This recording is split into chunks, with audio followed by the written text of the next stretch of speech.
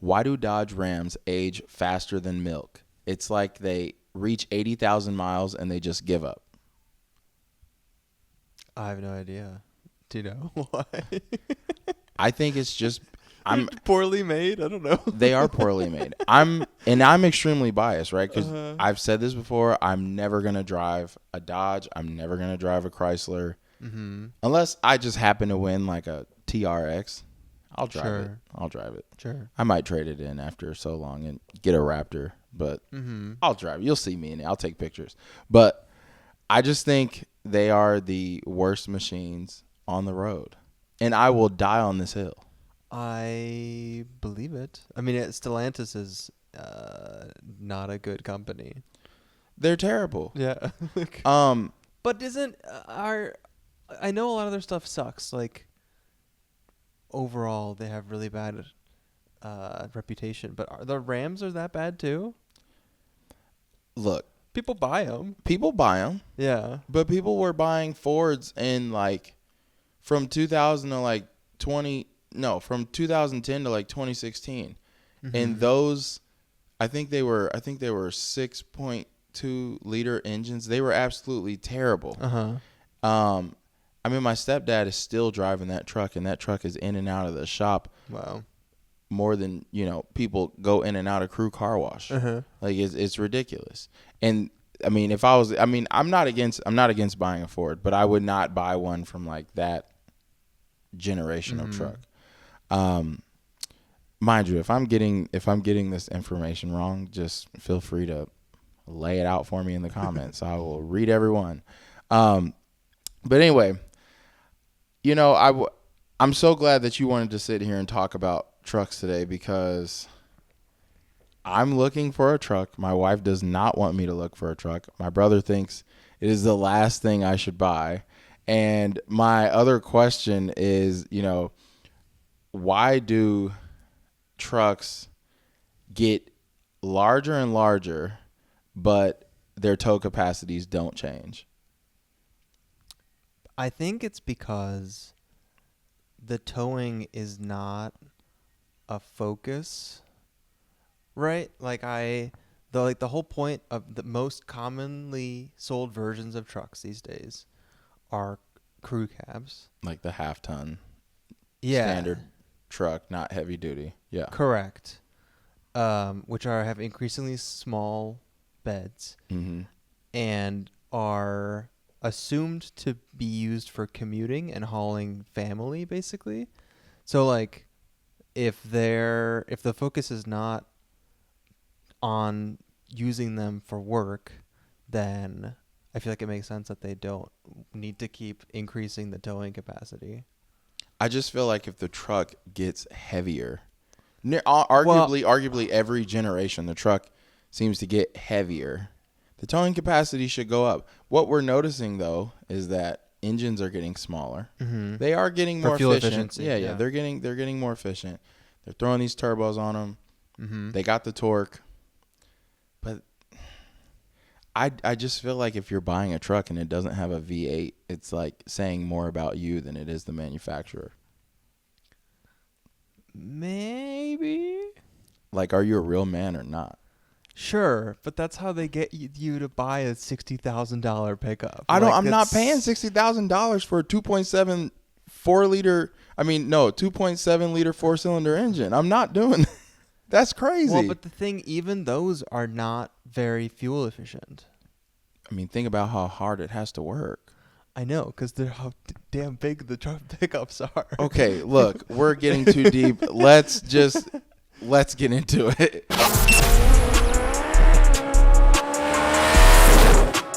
Yo, what up, T3P family? I'm your host, Bryce Thompson, and you're watching Torque, Tech, and Trade, where we talk cars, industry, tech, and straight vibes. I got my man Rob back with me today. You saw him in the first episode. Say what up, Rob.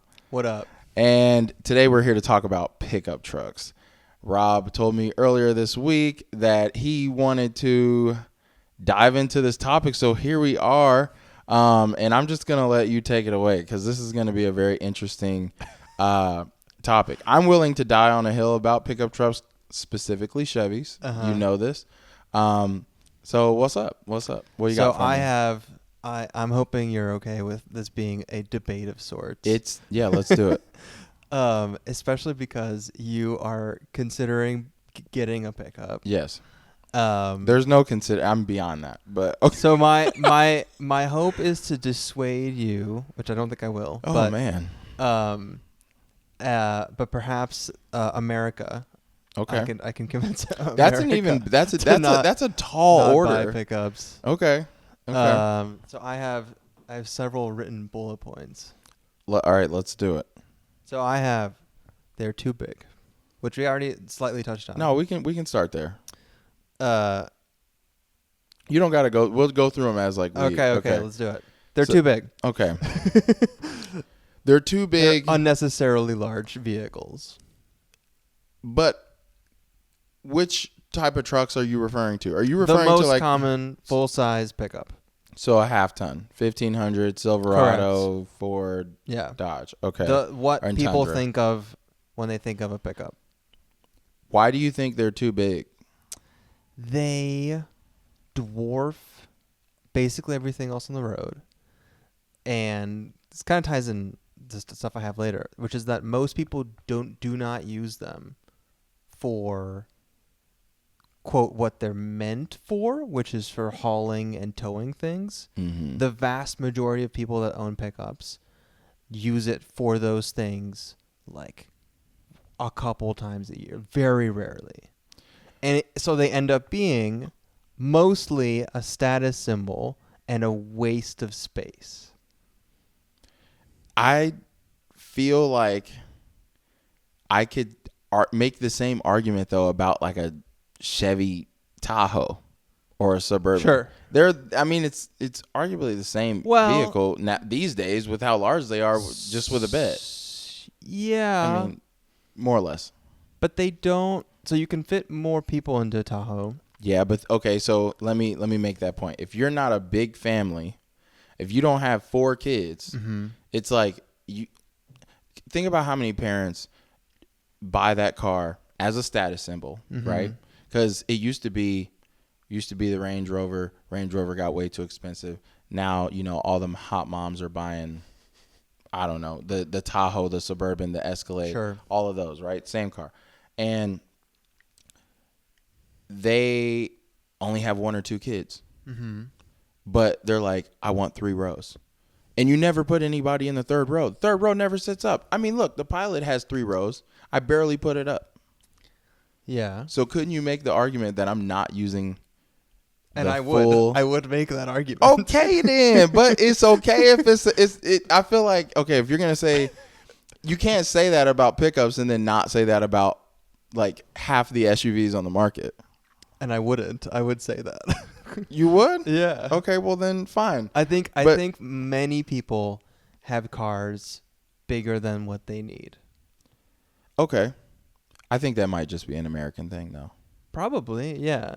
We already know the sedan is not the sedan's kind of like dying, it's crossovers here, crossovers there. Wasn't Mitsubishi like planning on bringing back the Eclipse and it was going to be a crossover?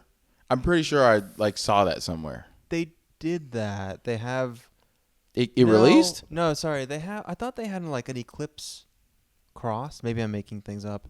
That's what I'm saying. I don't think it ever released. Okay. At least not in the States. But I saw something about it where they were going to bring back the Eclipse, the legend, right? The Paul Walker intro, for Fast and Furious. Mm-hmm. Everybody knows that beautiful car. They were going to bring that back as a crossover SUV or a crossover, so that's what whatever. That's kind of in line with what it's exactly in line with what Ford has done with like the Mustang, the Mach-E. Yeah, I think that's a disgrace to the Mustang name, personally. I have to agree. I just feel like it makes no sense. I feel like they could have just rebranded and gave it just a totally different name. Ford, whatever. It's our electric SUV. Have fun. I don't have an issue with the car itself. I guess I just don't want it to be in the Mustang lineage. Yeah. It feels extremely third party, and it makes no sense to me. Yeah. But going back to your first point, though, Mm-hmm. trucks are not too big. They're okay. They're not They're because Okay. So okay. One counterpoint. They are, as I think you touched on, they are getting bigger. They continue to get bigger. I think taller more than anything, though. I don't think they're getting wider unless you're buying something that is specifically built, like factory, but more off-road inspired, like the Raptor, like the TRX. Chevy's ZR2 Silverado is more or less the same spec as the rest, but yeah. I don't have it ready. I know about a year ago, I made a whole spreadsheet where I was going through like car sales over the last 30 years or something. Mm-hmm. And I know cars in general are certainly continuing to get bigger. I don't know offhand if like your average full-size pickup still is. Mm-hmm. I'm guessing they are still making it like millimeters wider and longer with each generation. And so my question to you is about that is like, why like the pickups from 10 years ago were plenty big. Like what are we doing? Well, it's all about creature comforts. That's why I said it's more or less the same as these SUVs. The SUVs are getting, they're massive. I'm still trying to talk Sabrina or my wife, for context, guys. I'm trying to talk my wife into the Tahoe. She won't buy it because it's too big, right? She thinks my car is too big. I drive the Honda Pilot, the AXL from 2008, but at the same time she wants a Kia Telluride, which is the same size. Might even be slightly bigger than my Pilot. So Probably, yeah. It's a lot cheaper than a Tahoe. Right. So it's like, it doesn't matter. Everybody wants a bigger car, and trucks are getting bigger for the same reason. They're getting larger because, people like me, right? I want a truck specifically for the depth of the back seat. I have car seats that I got to carry around, and I'm tired of the car seats knocking against my seat in the front. I'm 6 foot on a good day. Today was a good day. I was 6 foot, but like I want, like, there is no comparison. I feel like even with the larger SUVs, since they tend to put a third row in there, it moves that second row up maybe 3 or 4 inches. That goes a long way when you're putting a huge, 10-step car seat in the back seat, especially rear facing at first. That's kind of annoying. And you can't like lean back. You can't do certain things. Like I remember when, Cannon was, my oldest, was still rear facing, and I had him on the passenger side of the car. The passenger side seat was pressed up pretty far, and maybe it was my fault. Like maybe it's bad configuration or the way I had it mounted in the car. But I remember several times where people's knees are pressing up against the lower dash, and I'm just like, I kind of don't like that. Yeah. And I wanted that extra space, and I'm not seeing that available in a lot of these SUVs, even though they are getting bigger. What about a minivan? Now look, I'm a minivan head. Like, I will advocate for a minivan 8 days out of a 7-day week for sure.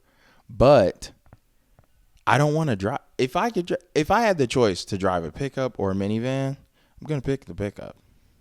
Sure. Because it's sexy. Yeah. But the minivan is not sexy. I don't know. That's fair. I don't know. So assuming, like, say you buy a pickup tomorrow or next week, whatever. Do you envision yourself using the towing or hauling capacities of that truck? Now hear me out. You know me, right? I have a entrepreneurial spirit. I will figure out how to make money with that truck. Okay. Not to the point where I'm doing so much to where I'm damaging the truck. But if I can pick up a few $100s here and there, I'll likely do it. And it won't just be limited to, oh, hey, I got to pick up a couch one day out of 365, hey, I just happen to have a truck. And I also don't want to be like tied down because, you get a truck and then you start to get a whole lot of phone calls from people who need a favor. Trying not to do that either. But, you know, hey, you need me to pull something across town? Sure. Yeah. $100. Sure. Fill my tank up. You know what I mean? Like, I feel like stuff like that, and I would only do it because I know I can, you know, throw a cannon in the car. He likes that kind of stuff. Like, it is what it is. But before we kill too much time, what's the next point? Next point. They are significantly significantly less safe for pedestrians. So I looked up a bunch of statistics about how taller and heavier vehicles cause significantly higher pedestrian injuries and deaths than shorter vehicles do. And so I'm lumping pickups, I guess, in with your large SUVs at this point. Are you saying this, is this because they're not as, like, nimble as a smaller vehicle? No, it's because of the height of the hood. So basically, like if you imagine a height of a sedan, of the hood of a sedan, and the height of the hood of a full-size pickup, the main portion of the hood is like, I don't know, 8 to 12 inches higher or something. So like where you're being impacted, like two things. One, if you're assuming a sedan and a pickup both going 30 miles an hour and hitting someone, the momentum of the pickup is way higher because of the mass. The mass is just a way heavier thing. So the impact, even though it's the same speed, is way higher. And the location of the impact is worse because it's typically like for your typical sedan or whatever, you'll get hit in like, of an average adult, you'll get hit in like the hip or legs. If you're getting hit by a pickup or a big SUV, it's like your vital organs. Okay. But so we live bad. But we live in Indiana and most people are Where are you going where you see a lot of people walking? What? That's a terrible argument. That's a fantastic argument because what good does that statistic do me if I'm not really experiencing that as an issue, or if I'm way less likely to experience that as an issue than I would be if we were like in Chicago. Sure, but you still encounter pedestrians probably every day. I suppose. I mean, okay, maybe driving to work, maybe, but I drive to work. I park the truck. I'm there all day. I drive back home, and I probably have one person throughout the entire day walk across the street in front of me. This is Indianapolis. Everybody drives everywhere. Sure, and that's a fault of poor urban design and car-centric design. True. That we don't have more people walking. True, but I don't have to deal with the concern that you're trying to raise. Okay. Fine. I feel like I got that one. I think my point, this is more for a convincing America point, that like it's back to the original point. They're just like, they're bigger than they need to be. Like and also part of it, back to your thing about like, oh, it's cool to have a pickup. Like a lot of the designs I feel like are they are purposefully masculine and like aggressive looking, and you have these like big flat bulky hoods and like front fascia and stuff, and like that is fine and dandy, but it is more dangerous to people who are not in the car. Look, which is a shame. Like, and I think that's silly. It might be, and I'm not arguing with the facts here, right? That like it is a big bulky design. The engine does not take up as much of what would be the engine bay without all that, filler crap in there. But usually trucks have a lot of space, right? They're easy to work on because, you got room. But so I agree to that huge hood point. But think about how ugly the truck would be if it was shorter and more compact. And that's not really a counter argument. But I'm just saying I agree, but I just think it's design and function go hand in hand. The function of it being big is so you can work on it. I don't buy that. Okay, that's a terrible one. That's a terrible. But you go. Okay, I'm taking my point on the whole thing that we don't have to deal with running into pedestrians. At least not. It's not as big of an issue as like what you were trying to say. Maybe for larger. Actually, yes, for larger cities, for sure.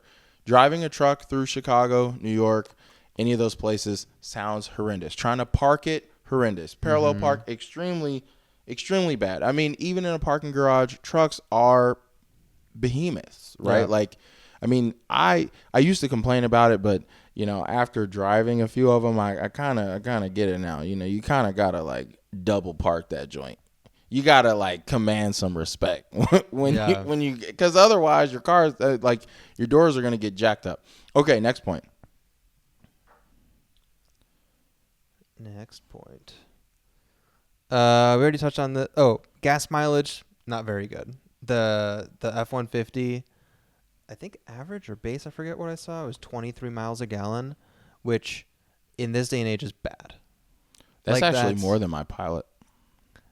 Believe it or not. I can't. What are you, around 20? I'm actually under that. Wow. 17 for the city. Yeah, it's terrible. Yeah, if you compare, like, I guess what I'm comparing it to is like other vehicles people might typically get, which is like an SUV that seats 5 to 7 and can tow. Like those are more in like the upper 20s these days. Your more expensive hybrid versions are probably in the 30s for miles per gallon, if I'm not if I'm guessing. And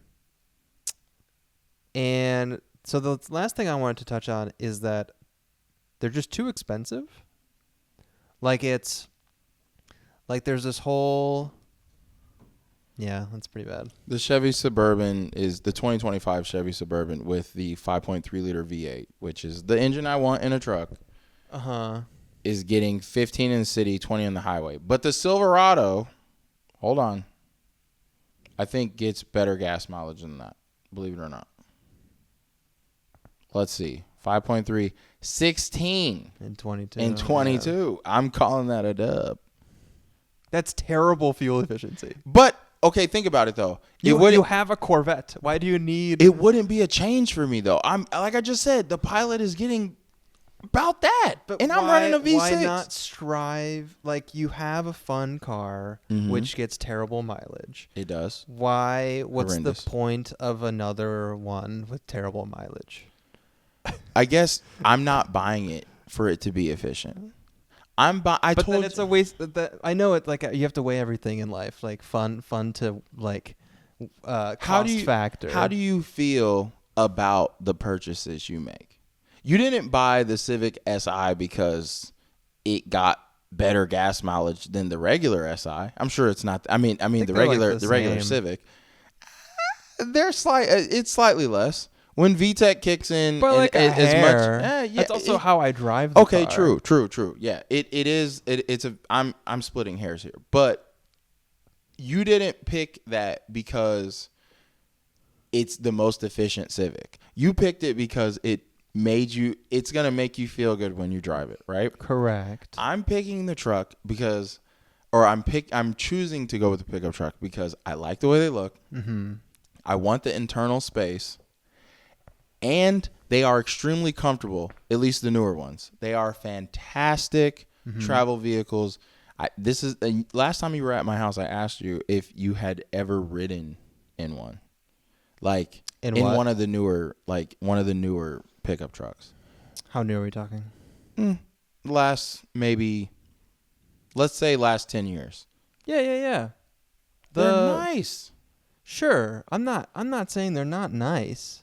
Okay. I think it's silly that it is socially encouraged, I guess, to buy large, expensive vehicles that people largely do not use or beyond need. Commuting. Yeah. And like they're very expensive. Like I even ran a financing estimate on like I looked up ahead of time like what a base F-150 starts at. It's the highest selling vehicle in the United States, $37,000. That's high. I'm not paying that. Believe me, I'm not going to pay that much.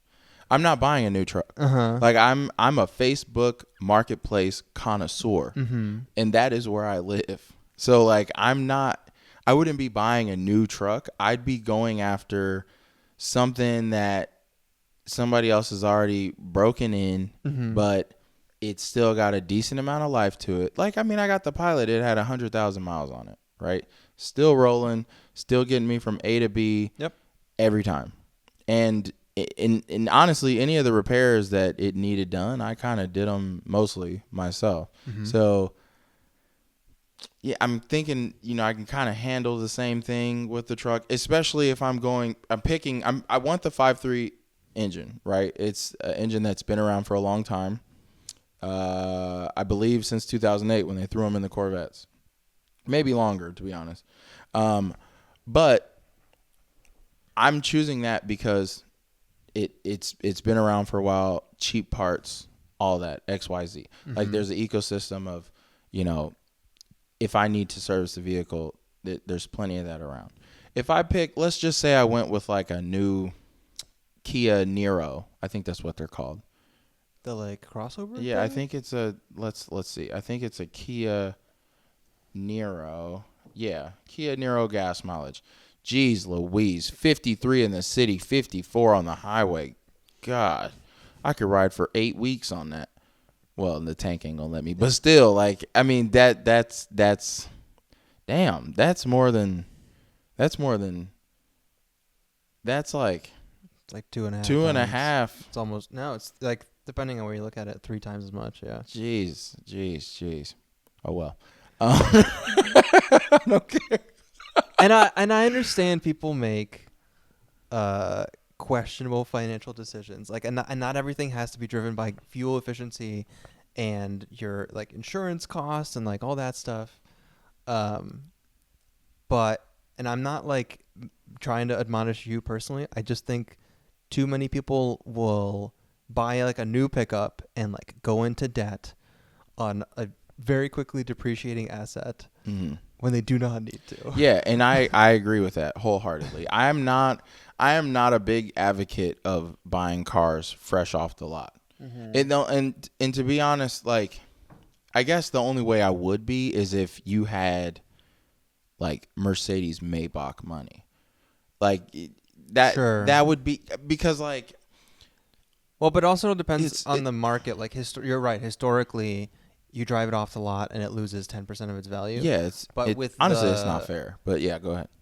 My understanding is the used market now is weird, and that for the last couple of years, like since 2022-ish probably, since we had the chip shortage due to COVID, that it lately it has kind of made more sense to get a new car because used cars are like a 3-year-old car is almost as expensive as a new one. Well, I actually talked about that on episode 3 where the new cars their inflation rate is -1% since 2024, I believe. I might be misremembering that, but it is lower than the inflation rate for used cars. Specifically because and like I think my buddy RJ made a really good point. A lot of these newer cars, we're not really getting anything that is, like blowing us away, right?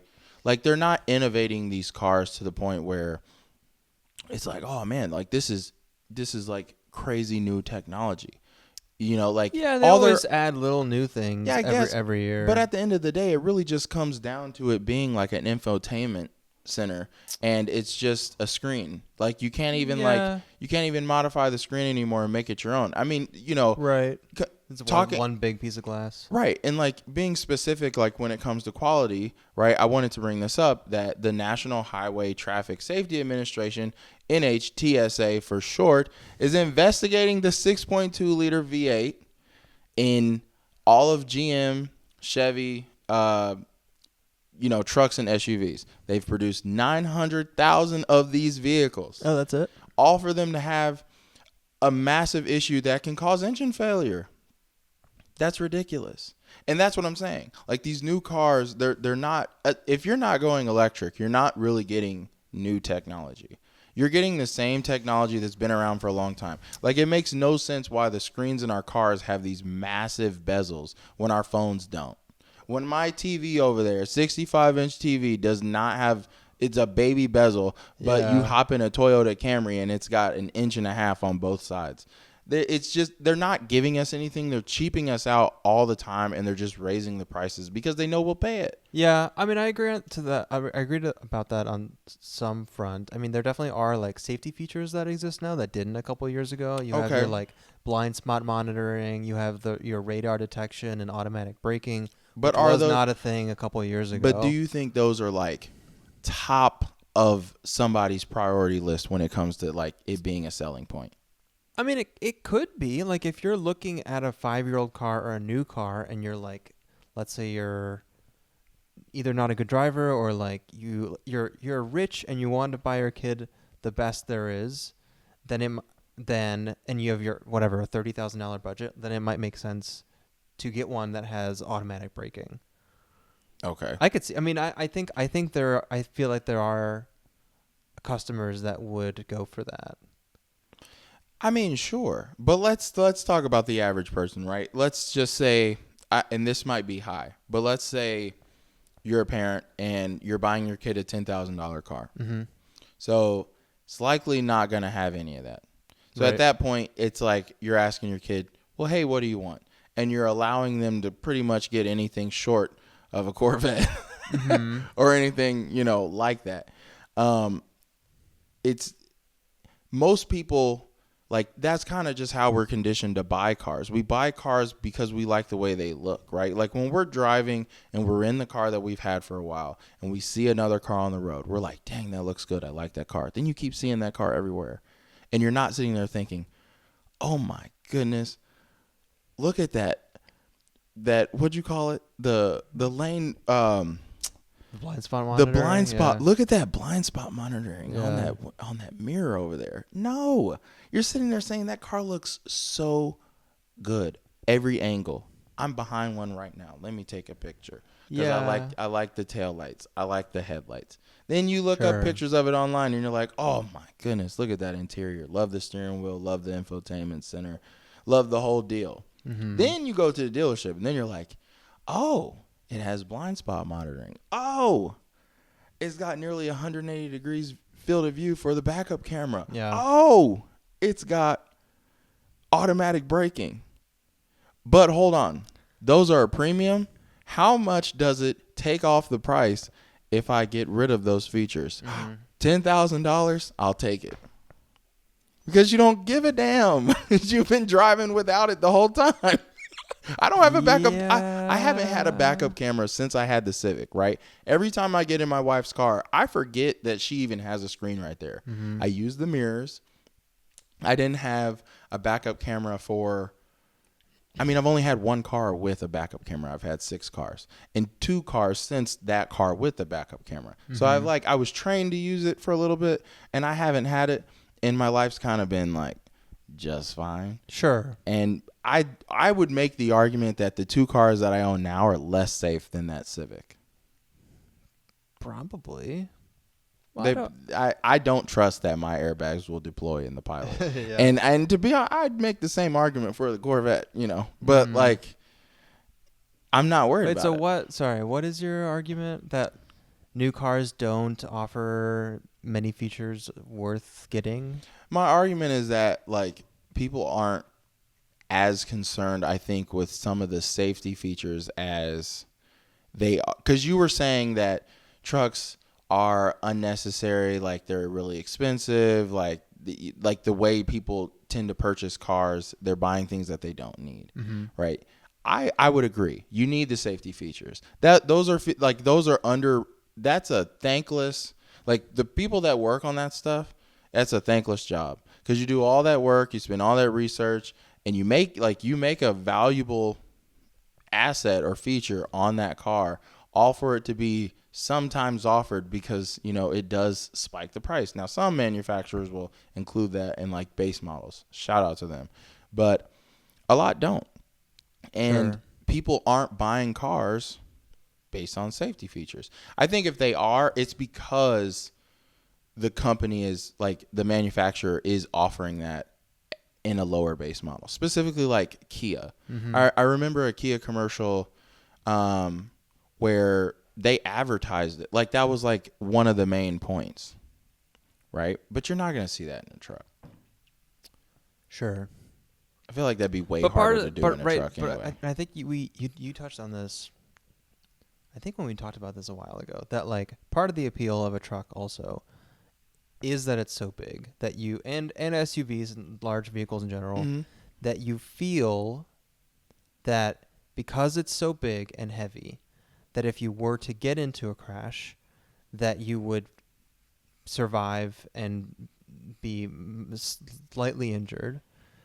Whereas if you were to crash with a much smaller car, then the other person would fare worse, right? Yeah, I'm pretty sure that's. I guess if those were, if that's how it. Part of the some of the appeal of getting cars like that is that you feel safe. That's not part of my appeal specifically, but I have a friend who has reiterated those talking points multiple times. When he bought his Dodge Ram, you know who you are. When he bought his Dodge Ram, I was like, and he hates that I call it a Dodge Ram. He's like, it's not a Dodge, it's just a Ram. Yeah, I'm like, bro, shut up. I'll always call it a Dodge Ram. That's like saying it's not a Chevy Corvette. Like I get your point, but like whatever. Like it's not the Sears Tower. Get out of here. Right. But anyway, he has made that point multiple times. He has said it's safer because it's bigger. I agree with what you said earlier. It is not safer for other people. It's safer for. I will agree with him though. It is safer for you, but that's under the assumption that like something is coming directly at you. I would say where again,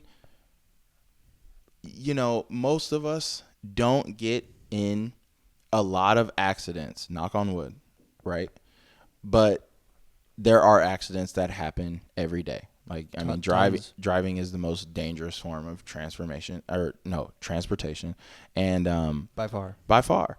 And it happens. Like it is what it is. But I have to agree that there's validity on both sides of this argument. Well, I agree. My problem with it is kind of my crusade against SUVs and pickups in general, which is that cars are getting needlessly bigger because some of that is because consumers feel more safe in bigger cars.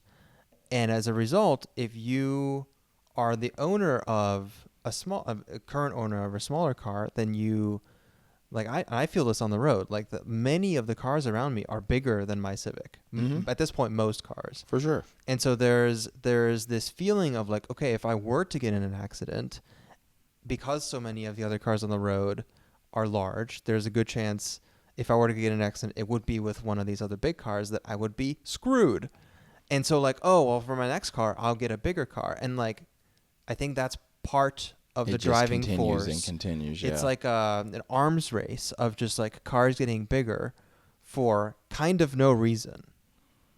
I like the way you put that. You called it an arms race. Yeah. It's a cool metaphor. No, I agree. Right? Like they are kind of marketed that way too. Cars are marketed to be safer if they are bigger. But it does make it a problem for everybody else on the road. You shouldn't have to drive a bigger car to feel comfortable if that's not what you want. And I think with a lot of these sedans being knocked off of these production lines, that's the appeal of the used market. People are still buying sedans. Like Audi A7s are still being picked up at a premium. Audi A7. I'm just saying they're being picked up at a premium. I was looking at somebody talking about this earlier, and it's the truth though. Like I'm not gonna go buy a brand new M3. I'm gonna find one used. There's plenty. They're beautiful. They all pretty much do still the very same. expensive. Yeah, it's still very expensive. Yeah, but they all do. Don't get an E46. They're too expensive. Agreed. but they all do the same. They all do the same thing. It's like I don't need to go buy anything new. So going back to your point about it being trucks being expensive, You're not going to see me buy a new one Mm-hmm. unless I come into a bunch of money and it's just not a problem. But given that these Chevys and the NHTSA, I love saying that, are investigating these engine failures or, these mechanical issues with the 6.2 liter V8 L87 engine, Mm-hmm. it really doesn't matter. Because I was making the point about these new cars, the same point that my buddy RJ was making. You're not really getting new technology in these cars. You're not getting really anything but a whole bunch of fluff because all these manufacturers kind of dialed it back after the pandemic because of shortages and XYZ, and it's all about the bottom dollar. They don't care about you.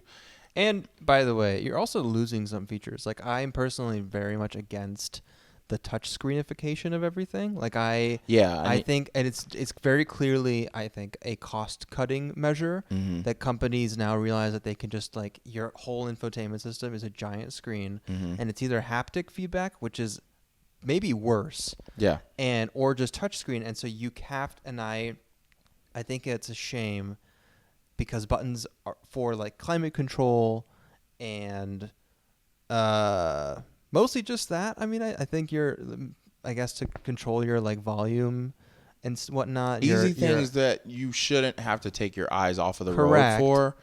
Yeah. And they're removing the buttons and like, so like, I agree. Like in some ways new cars are not better or worse. You know what's interesting about that though? The manufacturers are still doing this, even though like when you watch you watch a review on YouTube of like from let's say Car and Driver, some editor that is the host of the YouTube channel or the show is reviewing this car, they always praise the fact that it has knobs. Yeah. They do it. All of them do it. And the manufacturers still continue to just say, hey, we're going to prioritize software. And it sucks. Like Tesla is like I think they're cool, but like that screen is very complex, and I think you are at your highest risk when you first buy that car and you're driving and you're trying to figure something out. Like I feel like I honestly feel like climate control specifically on that is needlessly complicated. Once you get used to it, I get it. Like it's not really that hard, but it is harder than it should be. I can't, like in my Pilot, I can reach over, I can turn it down. Even on the new trucks, reach over, there's a knob, right? Yeah. It should just be, it's muscle memory. And you can't have that with a lot of these touchscreens because you got to go through a menu. Look. Yeah, I mean, if you're getting a used pickup, I can understand that more than a new one. I think someone buying a new pickup for probably most people is a bad choice. How about this? And I'm going to close with this. Whenever I get one, I'm going to take you on a drive. And then we will revisit this conversation on the mics. And if my mind isn't changed, what happens? You at least got to give me the credit. Sure. That the truck is nice. Oh yeah, I'm already now ready to admit that. Okay. Well, you know what? Depending on what you get. Oh, it's gonna be a Chevy. I know, but like the specific year and trim and what that stuff. Hold on, let me not say it's gonna be a Chevy. It's either gonna be a Chevy or one of the newer Fords, more or less. But it's got to have a 5.0 V8. I'm not messing with none of the twin turbo V6s, the 4 cylinders. Count me out. On that note, please subscribe if you haven't already. Smash that like button and smack that notification bell so your mom can hear it. I think it stopped recording. I'm not sure. We're still on audio though. That sucks. That really sucks. We're just wrapping up. Well, yeah. So anyway, if you're listening on Spotify, please check us out. Give us a follow. We're also on Apple Podcast. So tell whoever you want, your fellow car enthusiasts. We have good conversations on here. Real conversations. Again, we are not experts. We are just your everyday person who loves cars, and we're learning with you. So with that, I'm going to close. Have a good one. Thanks for having me on. You're welcome.